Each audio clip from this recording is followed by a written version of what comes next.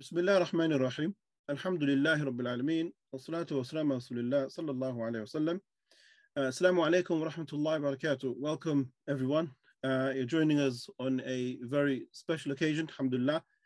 We have with us an amazing online book launch titled Islam and the Arab Revolutions, and we'll get into that in just a few moments. But I'd like to give you first and foremost a warm welcome to the Islamic Literary Society. As you know, you've been following us. We've been conducting interviews, speaking to authors, doing book reviews, holding book clubs, and various other activities. And the Islamic Literary Society was founded in 2019 with the aim of promoting, fostering, and developing a heightened appreciation of authors and literary works of classical and contemporary scholarship. And we've been doing that through a number of different ways. So first and foremost, I recommend and I encourage everyone, inshallah ta'ala, to go to our website, take benefit from the website. If I can actually show you the website, that'd be great. Okay, no problem, that's fine. So if I ask you to go to our website, the Islamic Literary Society, in there you'll find lots of things, our videos, our reviews, and most importantly, there's a section there on membership. So if you join up, all you got to do is give us your name and your email, join us, become a member, and you get some privileges. You get access to material that the others don't. So do join us on the Islamic Society and take great benefit from that. Now, so let's start our session. Inshallah, today we have a unique session and we are going to be discussing an amazing book. And the author of this book, really, subhanAllah, the introduction to the author is going to be a long one, but we'll try to keep it brief. So we have with us Usaama al-Azhari, who's read his BA in Arabic and Islamic Studies at the University of Oxford, and his MA and PhD in Near Eastern Studies at Princeton University. Alongside his university career, he also pursued Islamic studies in seminary settings in which he has also subsequently taught. He has traveled around extensively throughout the Middle East, living for 5 years in the region, and he is also an enthusiastic teacher who is very eager to support the formation of research scholars and always welcome students with such aspirations to get in touch with him and to work with him. So without any further delay, I'd like to give a warm welcome to our respected guest. Let's bring you in, inshallah. We have with us Usaama al-Azhari, al-Azami, al-Azami, sorry, yeah. Usaama al-Azami. Assalamu alaikum wa rahmatullah. Wa alaikum salam wa rahmatullahi wa barakatuh. I hope you can see me clearly, and I hope that I'm just sort of wondering if the audience members can see me clearly, because on my own system it seems that things might be a little sort of okay. I'm going to pin myself just in case, so audience members can sort of hopefully see me clearly. So I'm going to share my screen very quickly, inshallah, just for the slides that I'll be using for this session, inshallah. And I'm happy to present, I think, for about 35 minutes. Was that the sort of... Sure. Yeah, go ahead.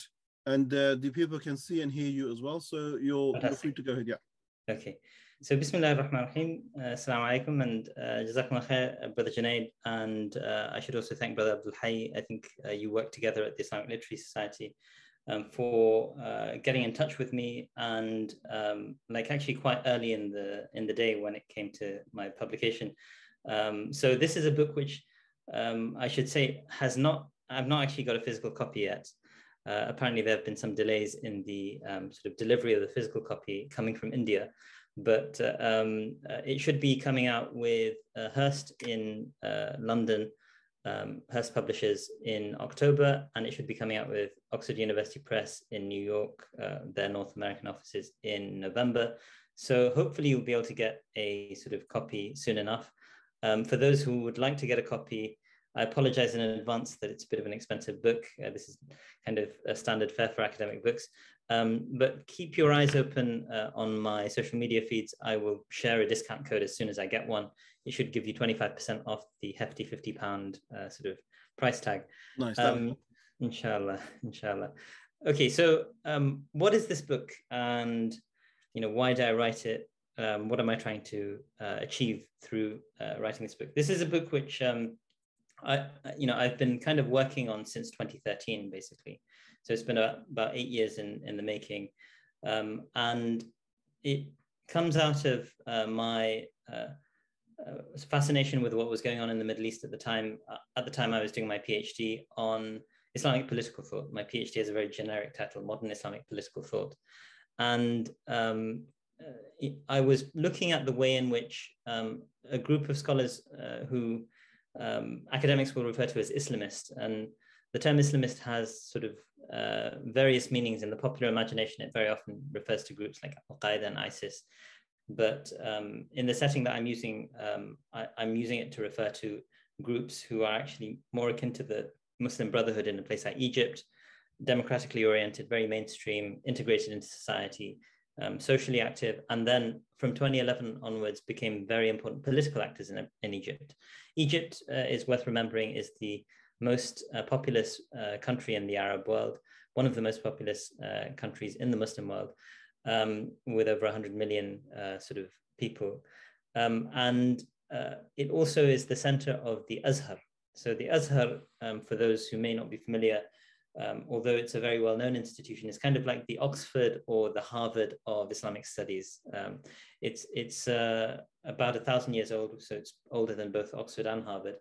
And it's basically achieved this kind of a reputation in the 20th century, 21st century, of being perhaps the most important, most prestigious center for Islamic learning in the world.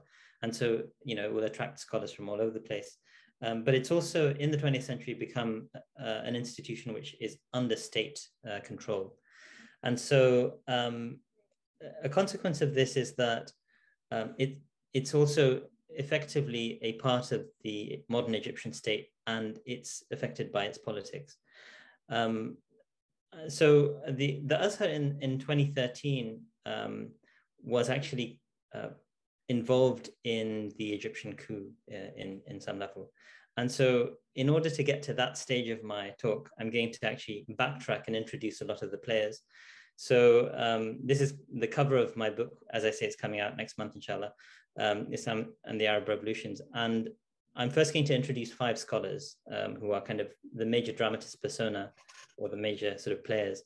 2 of them are on the cover of this text. This is Yusuf Karadawi, an Egyptian scholar now in retirement. He's about 96 years old, I think. This is someone called Ali Gomura, who is kind of, these 2 people don't see eye to eye, and we'll talk about exactly how that is. And this is perhaps the most significant political figure in the region at the time, arguably one of the most important political figures. So that Mohammed bin Zayed, the de facto ruler of the United Arab Emirates. And so let me first introduce Yusuf al-Qaradawi. Born in 1926, which would make him, I guess, 96 this year. Actually, sorry, it might be more like 95. He was socially and politically active from his young days, actually. So he is an Azhari, a graduate of the Azhar, memorized the Quran at the age of 9, and joined the Azhar at its secondary school level. So the Azhar is a fascinating institution, and I think there's much to be studied about its structure and mechanics, although there is a good amount that has been researched so far. But it has thousands of feeder schools from across Egypt, where people go into their secondary schools and go into local ma'ahid for the Azhar curriculum. But those who are the most talented will end up going to the major center, which is the Cairo-based Al-Jami' al-Azhar. Originally, it's actually Al-Jami' al-Azhar, which means the Azhar Mosque. And in the 20th century, it developed a Jami'ah, which is the university component. And the 2 are in a sense merged, but the historic component is Al-Jami' al-Azhar. That's the 1,000-year-old component. And so Yusuf al-Qaradawi graduates from Al-Azhar, goes through the undergraduate years and does the postgraduate study and goes all the way up into a PhD level. And he's kind of very competent scholar throughout. But alongside this, while he's in his sort of Azhari Ma'had, the feeder school in Tanta, which is in Upper Egypt, he, it's more in the Delta region, he joins the Muslim Brotherhood. and he sees Hassan al-Banna speaking at an event, and he, I think, says at one point in his memoirs that, from the moment I saw him speaking, I felt like I was a member of the Muslim Brotherhood. So he's also an activist in perhaps Egypt's most significant sort of socio-political movement of the 20th century to the present. And so you have this figure who's both an alim of the highest order, but also an important activist, although his personality as an alim is probably more prominent than his personality as an activist. But you can see his writings being affected by, and his political outlook being affected by his social activism, so to speak. And in 2011, he would have been in his mid-80s, and he was basically one of the most prominent scholars in the Muslim world. He had his own TV show on Al Jazeera, which is the most watched satellite TV channel in the region. And that also connects us to the sort of tiny state of Qatar. So Qatar is one of the wealthiest states in the region. It's perhaps the wealthiest state in the region per capita, in the world per capita. And Yusuf al-Qaradawi has been a naturalized citizen of Qatar for many decades. He moved there in the 1960s, in part to escape, persecution of Muslim Brotherhood members in Egypt. And he built up a reputation there. He became a very prolific author. He's written about 200 books. And in that time, he also established himself as a major voice on Al Jazeera's news channel. According to some scholars, his show was the most viewed show on Al Jazeera, which is quite sort of a striking feature for a news channel to have a religious show. Sharia wal Haya was the name of the show, the Sharia and Life, to be its most viewed show.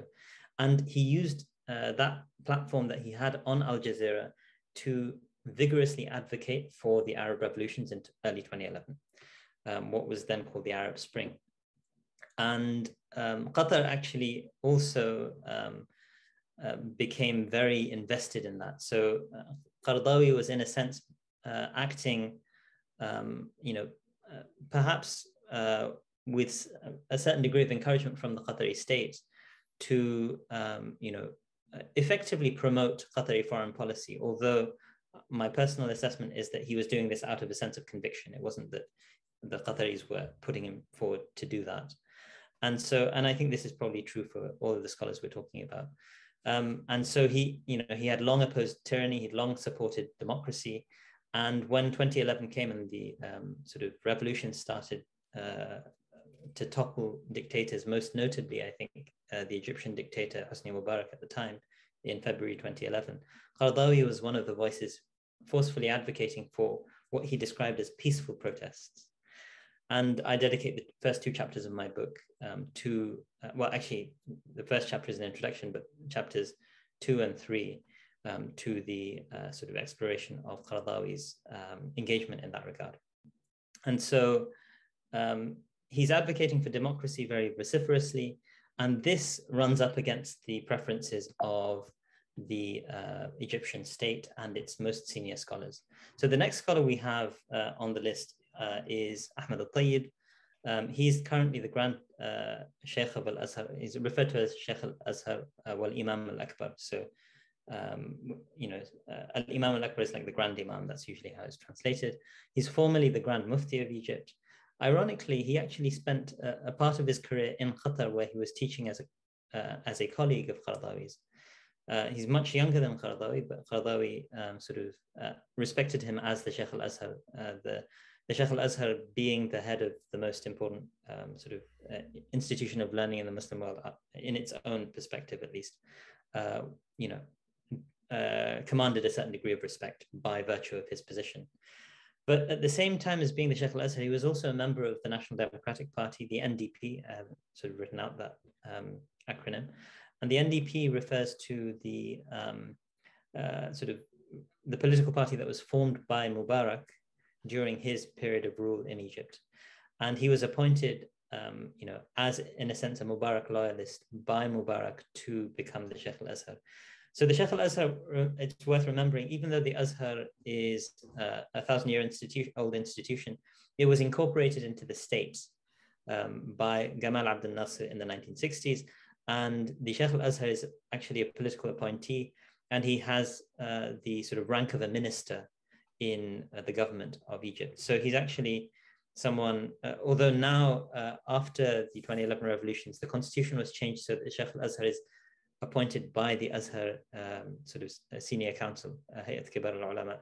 And that's actually been one of the wins that the Azhar got out of the revolution, because Ahmad al-Tayyib is now constitutionally somewhat independent of the Egyptian state. And it's causing, the current Sisi regime a bit of a headache. Anyway, he was very opposed to the Mubarak regime's toppling, and he described the efforts to oust Mubarak as fitna and khuruj. Khuruj is one of these terms that I deal with extensively in the book, which is rebellion. So this is the protest against Mubarak was an act of rebellion. At the same time, he legitimated protests against the Morsi regime. And he said that because the Morsi regime actually could not sort of stabilize Egypt, it was actually calling for the protests against him were legitimate, and they were trying to create a way of accountability, so to speak. So I think that signals his own sort of personal loyalties to Mubarak, but his lack thereof when it came to a person like Morsi. And then this is the third character, and this is, in a sense, he gets two chapters in my book, both Karadawi and Ali Gomura, and it's pronounced Gomura because of the Egyptian sort of G becoming a G sound. The Jim in Egypt is usually not pronounced. So Ali Gomura is a scholar who is particularly striking as a figure who really is willing to defend the authoritarian Egyptian state and the Egyptian army at any cost, it seems. So he was the former, he's now the former Grand Mufti, and in 2013, when he was sort of supporting the Egyptian coup against the Morsi regime, he was already sort of retired from his position as the Grand Mufti. So just a bit of background from 2011 to 2013. I mentioned in 2011, you had the Egyptian revolution and the overthrowing of Mubarak. Then by 2013, you had Mohamed Morsi at the effectively sort of a president who came from the Egyptian Muslim Brotherhood Party. He was a senior member of the Muslim Brotherhood, and he was elected into office by a relatively thin margin. He was in power in 2012, but within a year of that, in fact, on the 1-year anniversary of his coming to power, there were major protests, which later it transpired were orchestrated to a significant degree by the Egyptian army alongside funding from the UAE and so on. The United Arab Emirates and Saudi Arabia were very active in sort of that process as well. And so the Morsi regime was toppled on the 3rd of July, 2013. In that context, the people who were supporters of the Morsi regime, whether they were Muslim Brotherhood members or just people who happened to sort of prefer democracy as a system rather than authoritarianism, sort of set out to protest, and they basically protested on the streets of Cairo on a regular basis. And these people were finally cracked down on in August 2013 by the army. And the army went into the streets of Egypt, and this was actually being broadcast globally at the time. They descended on the streets of Egypt on the 14th of August, which was supposed to be the original publication date of my book, but unfortunately, it got delayed. But the 14th of August, they descended on the streets of Egypt, and they basically, engaged in mass shootings against tens of thousands of protesters. In the process, they seem to have killed over 1,000 people in broad daylight using live ammunition. And Ali Gomura was someone who was quietly sort of behind the scenes at this point, supporting the army. And he had told the army that if anyone comes to sort of like from whom you are concerned about any threat against you, he was telling the army this, then shoot, you're allowed to shoot. against these protesters. And he quoted a hadith of the Prophet ﷺ, where the Prophet said, if you are all united on a single man, and then someone comes to divide you, then kill them. And this has historically been understood to be a situation where if someone is coming and engaging in an act of rebellion and trying to overthrow the ruler, it is legitimate to respond, including to the point of killing them. So Jum'ah actually kind of ironically inverted the meaning of this, because in a sense there was already a ruler, that was Mohammed Morsi, and he had been overthrown, but now he was saying actually the new ruler, President Sisi, who had at that point been in power for about a month, was the person around whom the entire Egyptian population was united. And in a sense, he's kind of erasing the fact that there are tens of thousands of protesters on the streets opposing them. But he basically said that these people are actually the people who are trying to divide Egypt, and therefore they should be killed. Now, in a sense, in his the pre-Rabaa massacre lecture, he's not as explicit as the post-Rabaa massacre lecture. So I'll talk a bit about a couple of other players. I'm just a bit conscious of time because this is, do I have another maybe 15 minutes or? Sure, go ahead. Okay, so I'm going to just introduce a couple of other scholars, and then I'll come to the Rabaa massacre properly speaking. So Ali Gomura, a student of Ali Gomura, Ali al-Jifri is another figure who was very supportive of both Mubarak, but opposed the Morsi regime, and then he was essentially supportive of his teacher Ali Gomura in his opposition to the Muslim Brotherhood and his support for the Egyptian coup.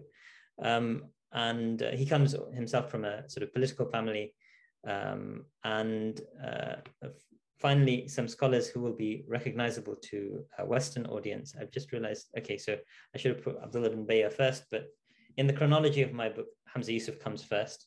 Hamza Yusuf is a scholar very well known in the West. He heads up an important Islamic institution in California, and he's been described by The Guardian in 2001 as arguably the West's most influential scholar. So already 20 years ago, he was, in a sense, seen as one of the most influential scholars in the West. And he's a student of Abdullah Bin Bayer, who we'll see in a moment. And he is currently the vice president to Abdullah Bin Bayer in something called the Forum for Promoting Peace in Muslim Societies, which was actually developed as a sort of response to the counter-revolutions, and we'll talk about that as well. And finally, Abdullah Bin Bayer is an extremely learned scholar. He's kind of a peer of someone like Yusuf al-Qaradawi, although he's about a decade younger than him. And they used to work very closely together. So he was the vice president of Yusuf al-Qaradawi's Qatar-based International Union of Muslim Scholars for about a decade almost. But he resigns just after the Rabaa massacre. And at the point that the Rabaa massacre took place, basically the International Union of Muslim Scholars, headed by Qaradawi, was very vociferously criticizing the Egyptian coup regime and saying that they wanted to reinstate President Morsi, who had been rightfully elected, and so on. Now, as I say, Abdullah Bin Bayer resigns. This picture is kind of deliberate because there's a picture after he's become the a scholar based in the UAE. This is Mohammed bin Zayed, the head of the UAE, the de facto ruler, kissing the head of Abdullah Bin Bayer. And in a sense, there's a kind of mutual reinforcement of their legitimation, in a sense. So, the scholar is being given this role by the head of state, but the head of state is showing a kind of deference to the scholar.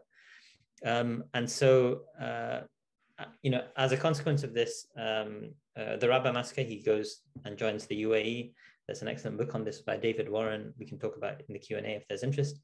And I just wanted to highlight, this is something I've already signaled, but the fact that the UAE and Saudi Arabia and Egypt were kind of on one side, and Qatar was kind of to a certain extent, Turkey was also sort of supportive of the Qatari stance, but the Qataris were on another side. And you can see like there's a very significant imbalance there.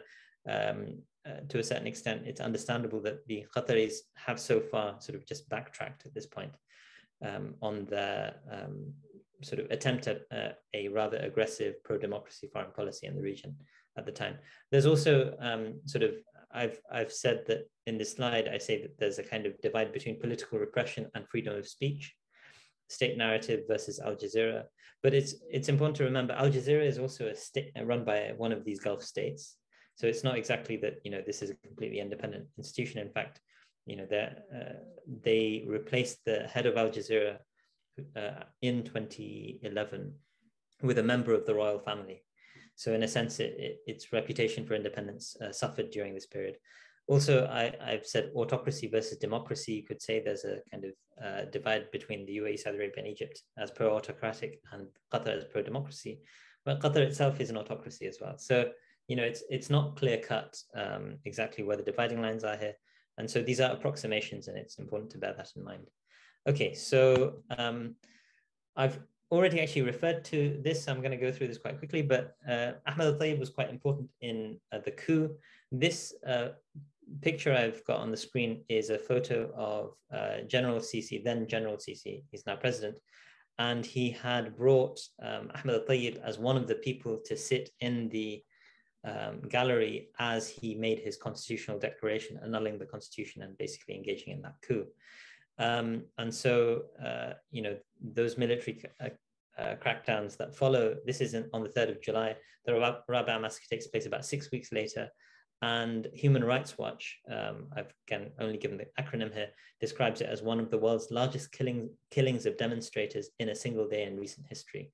So people very often talk about China and Tiananmen Square, and Human Rights Watch referred to this as Egypt's Tiananmen, and said the numbers killed exceeded what happened in the Tiananmen Square sort of protests back in the 20th century, late 20th century.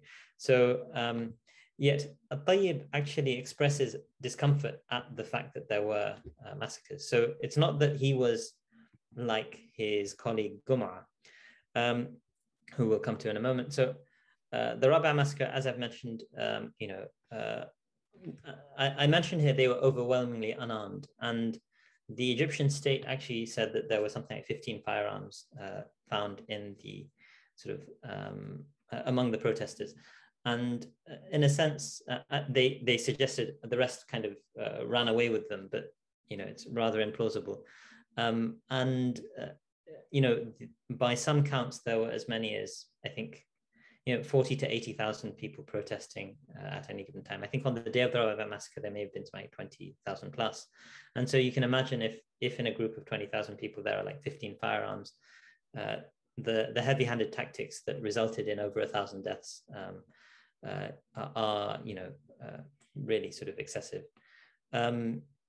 Okay, so I mean, there's an excellent narrative of exactly what happens, and I draw on it quite extensively in my book, but that narrative is taken from David Kirkpatrick's book, Into the Hands of the Soldiers, which I think is probably the best, one of the best books, very accessible for a lay reader. He's a journalist with the New York Times, but one of the best books on the Arab revolutions and the Egyptian revolution as well.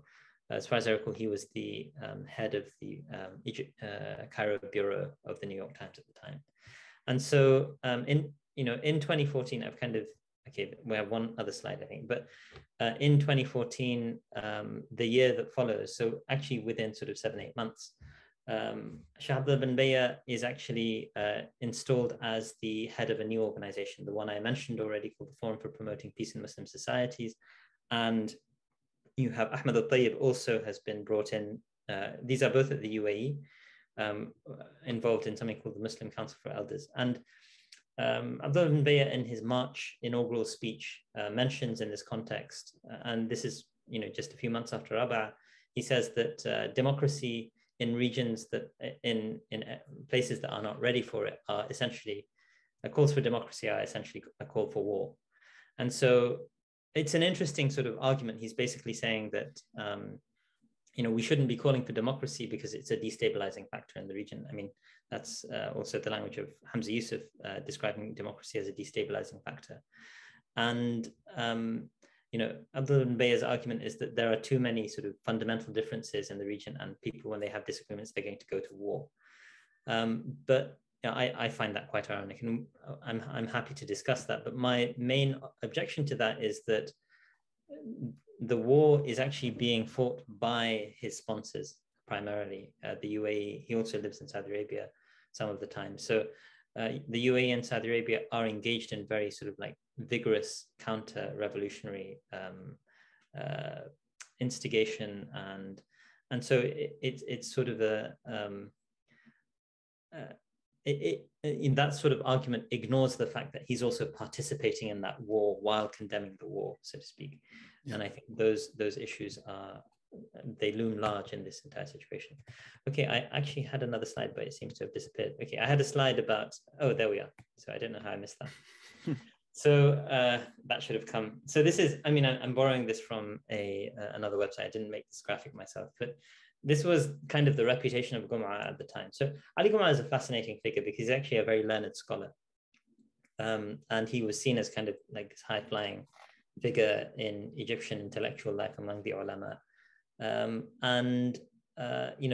Some people argue that after he became the Grand Mufti, and this is a sort of narrative that I have, I believe in chapter 8 of my book, that Ahmed Raisuni basically says that I heard from the students of Ali Gomura that, since he became the Grand Mufti in 2003, he has longed to become the Sheikh al-Azhar. The Sheikh al-Azhar is the most prestigious role in the Egyptian scholarly establishment.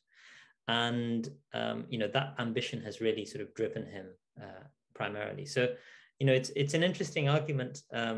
He basically, Ahmed Raisuni, who says in that sort of like discussion, which I draw on, that I long considered Ali Gomura a friend. But, this change overcame him, especially after he began to aspire to become the Grand Mufti, because he saw dreams in which he was, to become the Grand Mufti or something like this. Now, I haven't verified these things independently, but Ahmed Raisuni is a very sort of respected scholar, a Moroccan scholar who's actually currently, after Karadawi retired from the International Union of Muslim Scholars, Ahmed Raisuni is now the head of the International Union. And so, perhaps there's something to that.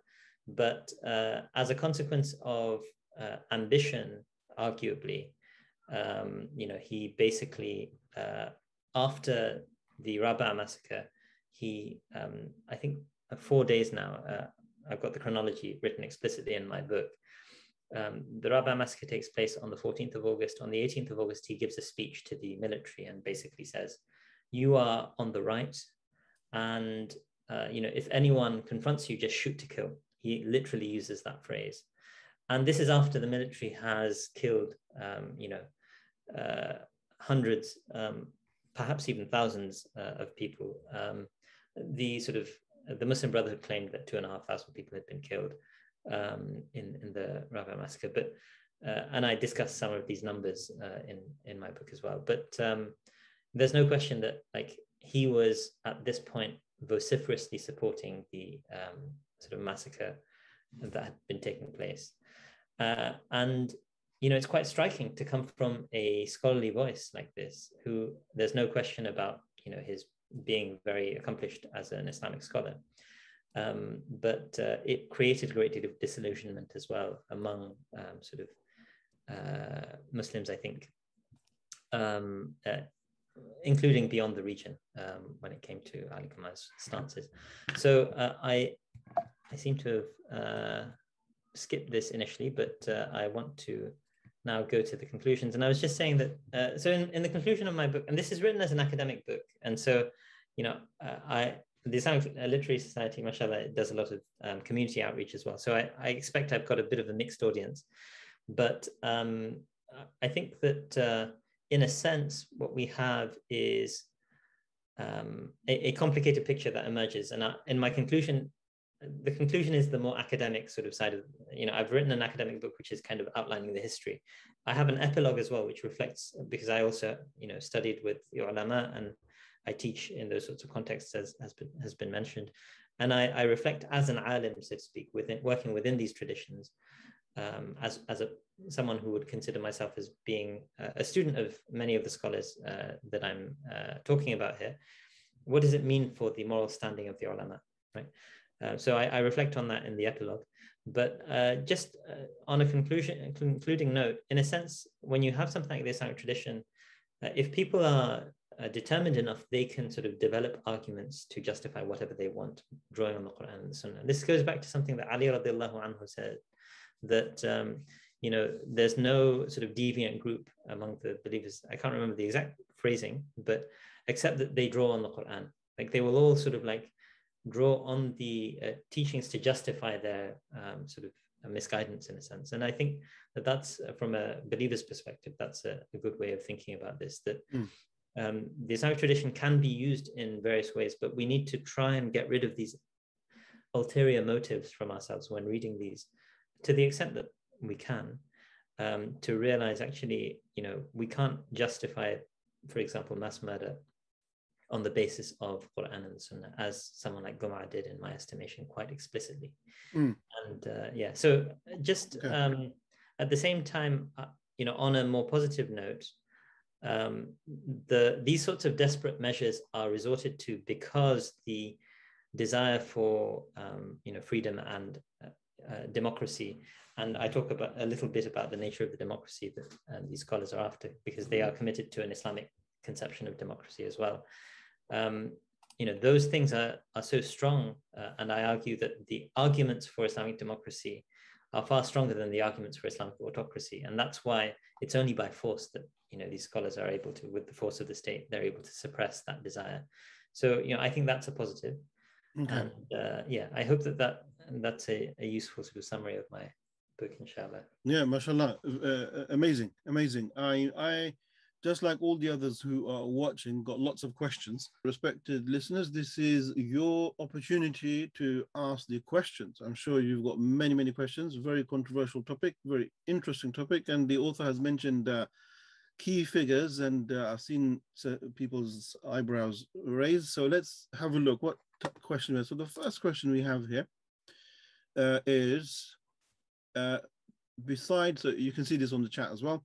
Besides documenting the division between the pro-democracy and pro-autocracy scholars and how this played out during the Arab Spring, does your book address deeper philosophical issues relating to Islamic political theory?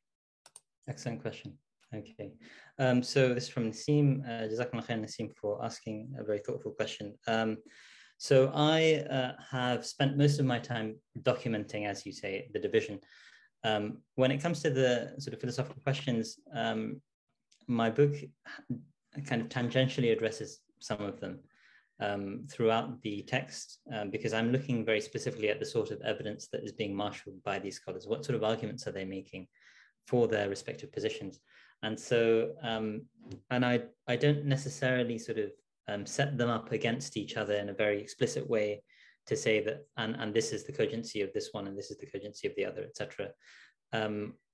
Partly because of want of space.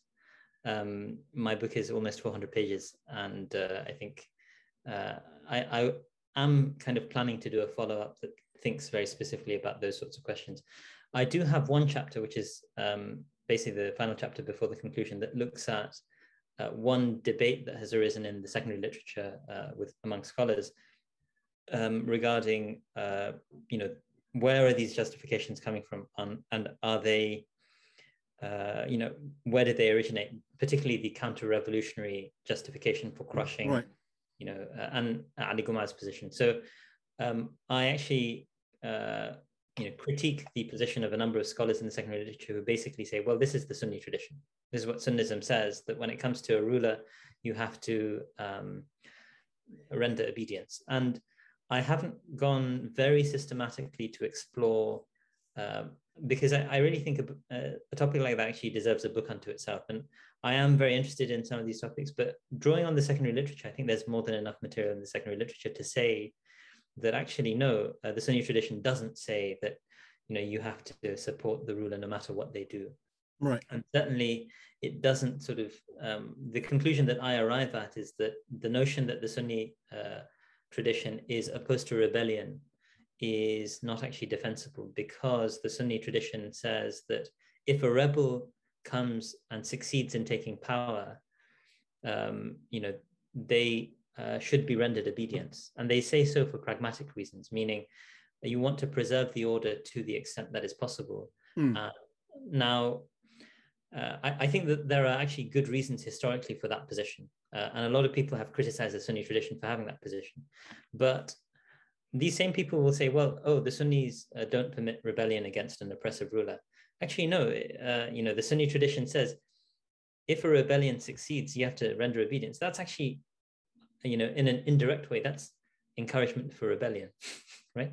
So, I mean, it's not so clear cut, because the Sunni tradition, the juristic tradition is a legal tradition, and legal traditions, the fiqh tradition I'm talking about, legal traditions are primarily interested in limiting disputes and preventing sort of like unrest and things like that. So limiting disputes is done by, having a kind of legal order in place. When you are in a state of rebellion, that's an uprooting of the legal order to begin with.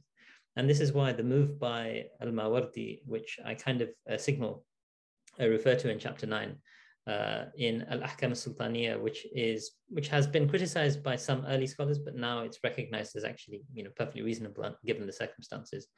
The move by al-Mawardi to say that actually, even though the caliph's authority has been usurped by the sultan, the affirmation of the sultan's authority by the caliph is legitimate, because it preserves the legal order. And the legal order is actually in the hands of the ulama in those sorts of historical contexts. And so, it doesn't really matter in that particular context who's the head of state in a sense, because the ulama are in control of the sort of public sphere, or at least are the most important sort of force within the public sphere. The Sharia, the rule of law, is conducted by the Sharia. And the Sharia is really the inheritance of the ulama. It's their debates that informs what is and isn't allowed. They provide the normative structure for society, morally, ethically, and legally. And so when you say that, okay, the rebel can come, they're not wedded enough to any particular sort of ruler to say, oh, we have to sort of preserve that previous ruler who has been rebelled against. No, their only commitment is to the Sharia. That's my reading, at least. And so as a consequence, in the medieval era, I think that kind of made quite a bit of sense. And that also, my argument is, the Sunni doctrine is that rebellion is impermissible unless it's successful. That's the Sunni doctrine. Right? Interesting one. We're going to have to go a little bit faster because of the... Yeah, sorry. No problem. So we've got another question. This is from Anonymous.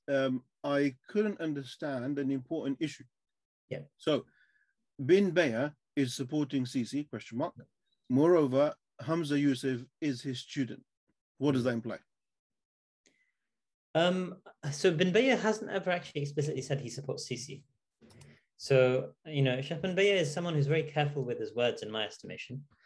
And he's very careful with his silence as well. So I argue that he effectively supports Sisi. After the Rabaa massacre, he basically responds through silence and through praising the people who are behind the Rabaa massacre, meaning the UAE. He happened to be in the UAE sort of at the time, and he joins them, and so those relationships, Sheikh Bin Bayer is a very intelligent person. He's actually a retired politician who was like the deputy prime minister of Mauritania in the 1970s, I believe. And so he's someone who's in a sense, more than Karadawi, informed of the space of politics. And so I think he's fully aware of the UAE's role in orchestrating these sorts of coups and so on, but he doesn't comment on it at all.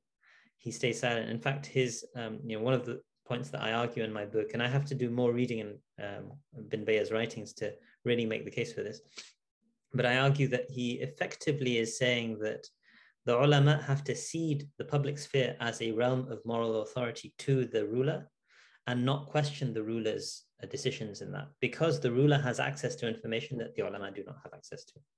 And by doing that, he basically is saying the rulers can do what they like. And I'm going to stay silent about it because I don't know. Now, historically, the ulama were a check on the ruler. And certainly in the ideal theory of it, that's how they, including in the ideal theory of one of the Usuli scholars who Sheikh bin Bayer has the highest esteem for, Ibn al-Qayyim in I'lam al-Muwaqqi'in. He, and this is a passage I quote, a number of scholars have quoted it in the secondary literature. It's very clear that the ulama are supposed to serve as a check on the excesses of the ruler.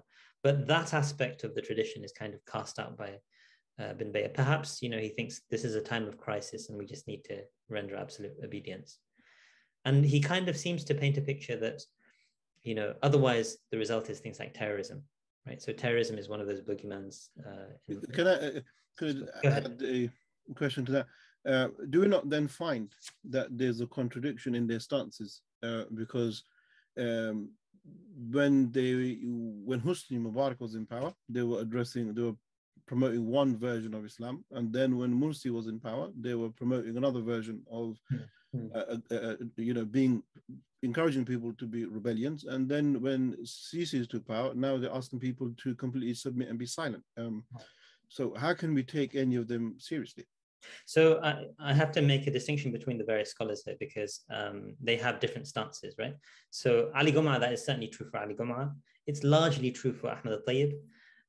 Bin Bayer doesn't comment on sort of the Egyptian revolution at all, to my knowledge. He makes very elusive, like he alludes to it very indirectly, but they can't be attributed to him as comments. Hamza Yusuf actually supports the ouster of Mubarak in 2011. And this is, Hamza Yusuf kind of goes through this radical shift. And one of the things I argue is that his support for the ouster of Mubarak in 2011 is out of character for him, because he's, actually in his prior writings and arguably his prior statements, though I have to more systematically study them, he has been kind of anti-democratic in his orientation and certainly pro-monarchical. So he really thinks, he says very explicitly, my favorite form of government is a constitutional monarchy. But we have a constitutional monarchy in Britain. He doesn't like this type, because what he says is, because in a monarchy, the head of state has power to make decisive decisions. The Queen can't do anything in this country without the say-so of the Prime Minister. And she has to kind of, according to our constitutional norms, approve anything that the Prime Minister does, right? Regardless of whether or not, even though, she is the head of state and therefore she has that role to play, but she isn't powerful. That's not the sort of constitutional monarchy that Hamza Yusuf is talking about. He's saying that in times of crisis, the head of state needs to make decisive decisions, and therefore, my favorite type of government is constitutional monarchy, as opposed to democracy. And a follow from that, another question is that, seeing that the scholars can, especially those that are mentioned or the ones you mentioned, are not consistent, when being of the highest order of scholarship, when they do involve themselves in politics, either they make huge blunders, or one can argue there is a level of hypocrisy being shown. Should scholars abstain from being involved in politics and just stick to scholarly work and leave politicians to do what they've got to do? And if they do that, are we then effectively promoting a secular version of Islam? It's a very, very sort of like challenging question in a sense. And, so I'm a student of Sheikh Muhammad Akram Nadwi, whose perspective actually is more or less, scholars should stay away from politics. It's just not, it's not worth the harm it causes. And I have sort of an ongoing discussion with him periodically where I strongly disagree with that. And Sheikh Akram, Hafidhahullah, he's very sort of like open-minded scholar. It's the sort of scholar that you kind of read about in the classical texts, where they're engaging their students and not saying, this is my view, you have to accept it. He's very opposed to that sort of perspective. But I actually think that you're right that there's that risk of, well, then you're just basically ceding, you're handing over politics to the most unscrupulous people. And I don't think the answer is that. I don't think the answer is, for mercenary scholars to be in charge. I think to a certain extent, mercenary scholars go into this because, responsible scholars have abdicated their responsibility some of the time, not all of the time. The other thing is, it's very often very difficult when you have such, amoral or immoral rulers to, for a scholar to speak up. A scholar is a voice, and they, in a sense, the greatest of the shuhada are, the hadith says, say the shuhada Hamza ibn Abdul Muttalib wa rajulun qama ila sultanin ja'in fa'amarahu wa nahahu faqatala. The greatest shaheed is Hamza ibn Abdul Muttalib, and a man who stands up to a unjust authority, an unjust tyrant, and commands him and forbids him, and he's killed for it. And so, in a sense, that's a high maqam, right? That's a very high rank.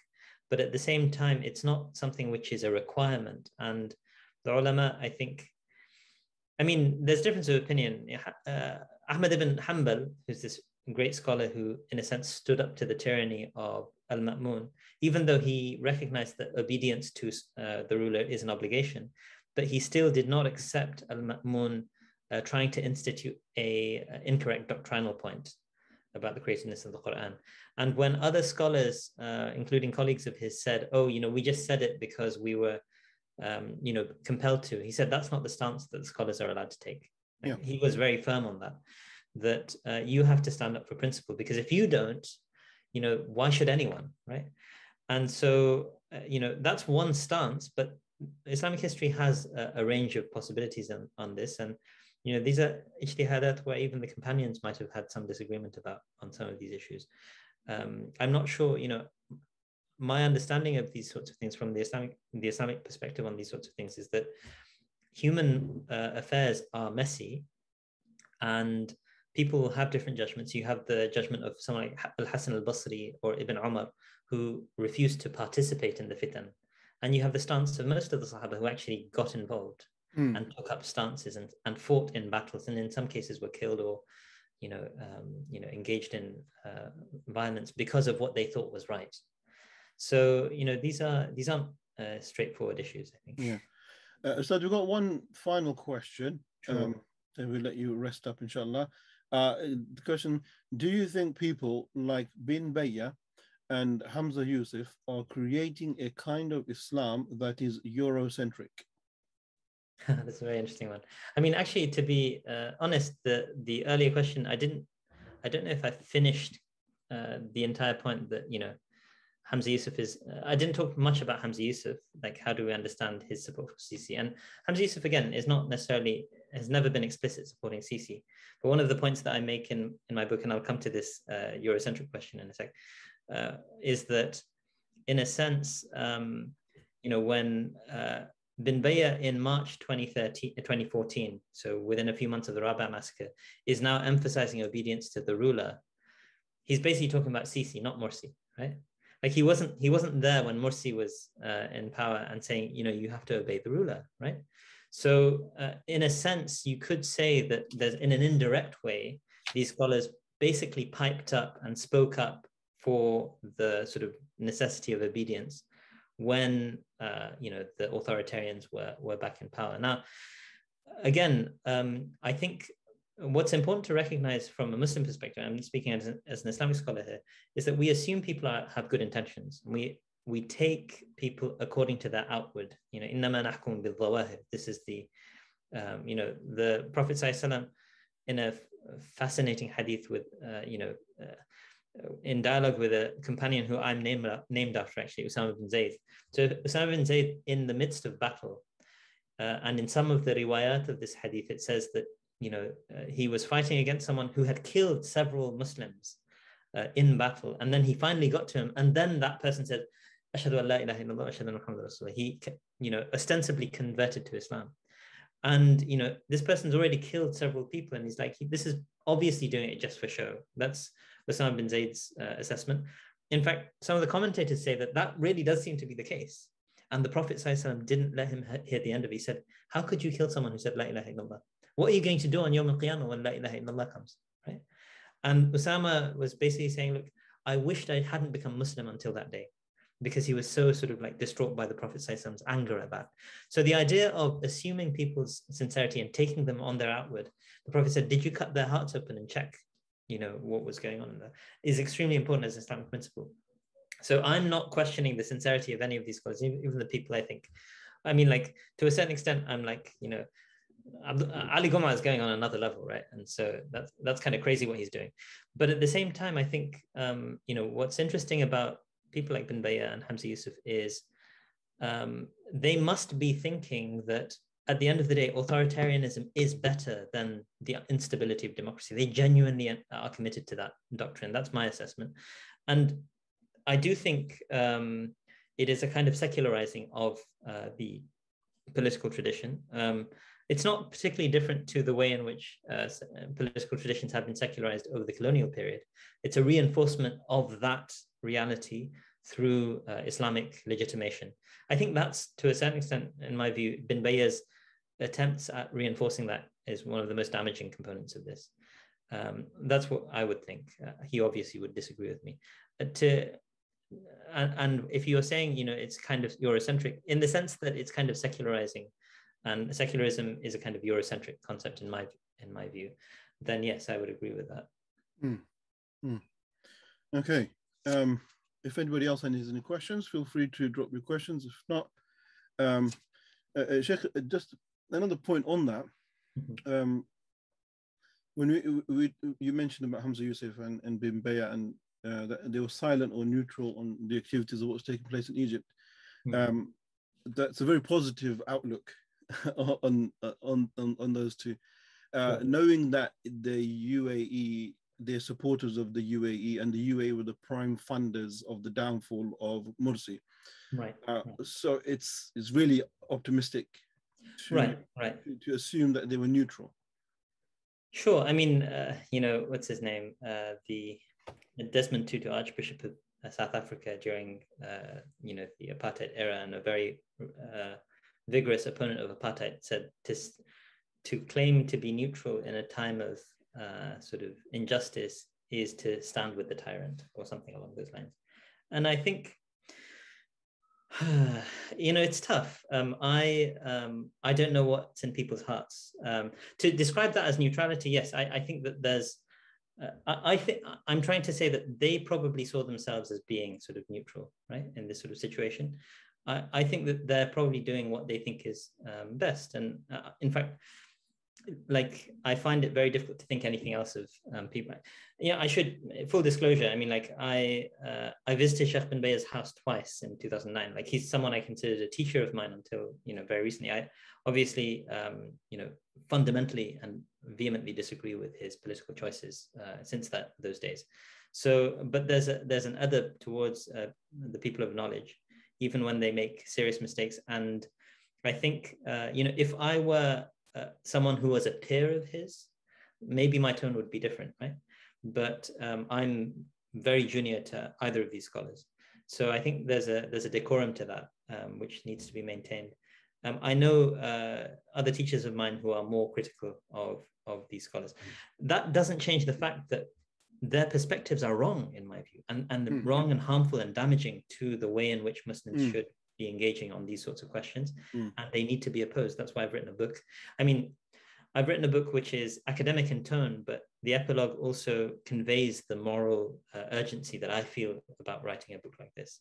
Okay. And I hope that by presenting as fair-mindedly as I can, and I hope it's reasonably fair-minded, that people will recognize actually this stuff is bad and it needs to be sort of like recognized as such, inshallah. Yeah. Right, okay. I did see a sort of one other question. I think this is kind of a big one. How do these people justify selling off Palestine? It's in the chat. Do you mind if I? Yeah, go on. You can go ahead. Yeah, and I'm grateful for people's questions and participation. I understand that people may need to go, but I think this is an important one. So how do they justify selling off Palestine? The selling of Palestine, sorry. And, this is a really difficult one. I don't know, for me, it does seem unconscionable for, when all the fair-minded people around the world, activists in the West aren't even Muslim, are opposing this kind of, normalization. And when that's taking place, in Bin Bayer's name, a statement is released, and it's in his own sort of like social media accounts and things like this. I mean, there's no suggestion to my mind that this does not reflect Bin Bayer's views. These are Bin Bayer's views. He says that, you know, this is the wisdom of MBZ, Mohammed bin Zayed, the head of, that allows for these kinds of deals to take place. You know, this kind of, I don't know if he uses explicitly the term normalization, tafliya, because it's kind of a very negative term in Arabic. But so, you know, that's you're basically legitimating a colonial project. This is referred to as settler colonialism in the academic literature, you know, very, very sort of widespread. Everyone recognizes that as an official term. And, you know, you're legitimating not just any old colonialism, but colonialism of the third most sacred place on the planet for Muslims. And so, and the injustice and the violence. And what's really fascinating is when that sort of normalization is taking place, you know, they have the audacity to say something like, this is the wisdom of MBZ. But when there's violence and, you know, we just had a war that killed hundreds, and, you know, I can't remember the exact death toll, but like just a few months ago, and everyone was absolutely horrified at the violence of the Israelis. In fact, the Associated Press was more critical of Israel than Abdullah Bin Bayer and Hamza Yusuf, right? And so when Americans are being more vocal, when American establishment institutions are being more vocal in their criticism of Israel's aggression against and occupation, colonial occupation of Palestine, you just like, there needs to be a kind of like self-assessment. And unfortunately, again, in my estimation, it's basically, when it comes to the state, Sheikh bin Bayer's arguments suggest very strongly that, you know, the ruler is always right, and you just have to hand it over to them. All right, Sheikh, that was definitely interesting, and I'm sure this topic we can keep going on. People Yes. can have lots and lots of different things to say, but we have to put a full stop somewhere, right? Jazakallah khair. Yeah, alhamdulillah, great session, and I want to thank everyone for joining us as well. MashaAllah, we had a good crowd, lots of different questions as well. If I could ask a Sheikh to put him back as host. Sure. Oh, absolutely. Yeah. Sorry, I forgot about that. That's okay. Just one moment, please. And you are now the host again, inshallah. Bismillah. All right, fantastic. So everyone, if I could just very quickly before we leave, just share with you our webpage. There you have the Islamic Literary Society. Alhamdulillah, you've got a homepage there. You've got a page on About Us, you've got subjects, you've got articles. Okay, alhamdulillah, on different subjects. There's the book itself, Islam and the Arab Revolutions, various books, the reviews on those books that are released, and those that are not, we're waiting very patiently for them. Videos, inshallah, so this one is being recorded and be released as well. You get to watch it here. And most importantly is the section of being a patron and joining us and becoming members of the Islamic Literary Society. Alhamdulillah, with your support, we will grow. And we would like to, one of our objectives is to shine light on great people like Sheikh Usaama and those who put efforts into writing such a detailed book, you know, subhanAllah. So you can imagine the amount of time and effort that's put into it. So it's our duty as Muslims, as an ummah, to promote their work, to highlight their work, and let people get access to these things. So do join us, and the website is there for you to see. Yes, now, so let's wrap things up. Sheikh Usaama, thank you very much for your time and your effort, and I wish you all the best on your amazing book. We're waiting eagerly for it to be released. Jazakallah khair for hosting me. I've really appreciated sort of the time and effort you guys have put in sort of organizing this event. And this is actually the first launch event for the book. So Jazakallah khair, you know, it's just been wonderful. And I wish you best with the Islamic Literary Society. I'm sure we'll be in touch in future. Okay, definitely. We're gonna communicate and also lots of different ideas. So I want to thank you and like to say Assalamu alaikum. Thank you very much. Wa alaikum assalam wa rahmatullahi wa barakatuh. Okay, so dear viewers, once again, we're going to wrap up here and conclude. Inshallah, we'll be back again with some further interviews, hosting different authors, looking at different books. So really, thank you very much. Barakallahu feekum. Allah subhanahu wa ta'ala reward you immensely. Do remain in contact with us. Ask us your questions or queries, anything you have, and inshallah we can help you. Join us as well so that we can grow. You bring your skills onto the team. Let us flourish. Let us grow, inshallah, with your expertise as well. Allah subhanahu wa ta'ala reward you all for joining us. We'll see you next time. Take care of yourselves. Assalamu alaikum wa rahmatullahi wa barakatuh.